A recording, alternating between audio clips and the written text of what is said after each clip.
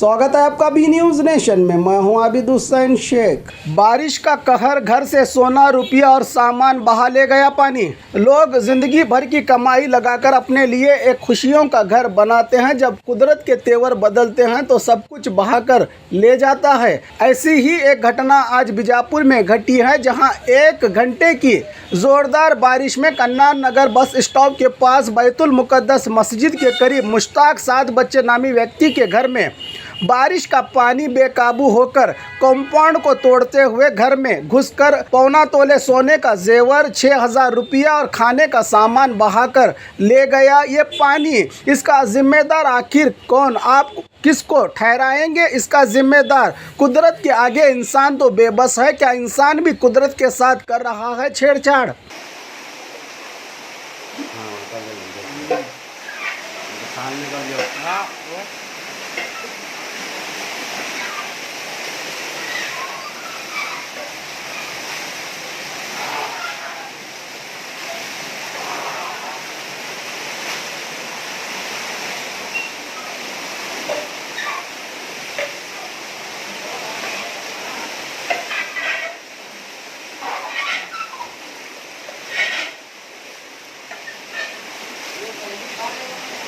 हाँ येता है। नहीं वो घटा नहीं करा तो नहीं आता था येता। अब उसे जो बुला के ये करना पड़ता हो। हाँ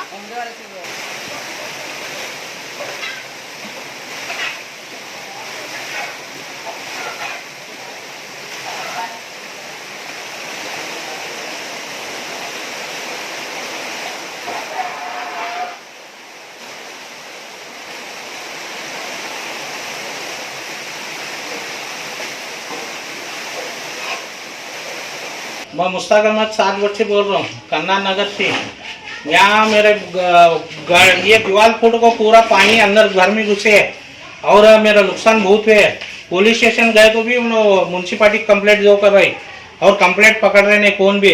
वो लेवट का पूरा पानी अंदर घुस को मेरा 1.25 तोले का गोल्ड ये गए, गंटन गए और एक 6,000 रुपये थे। पूरा पाकिट भोग गई और गाड़ी बाहर पड़ी थी, फ्रिज वो सब पूरा बाहर पड़ा था।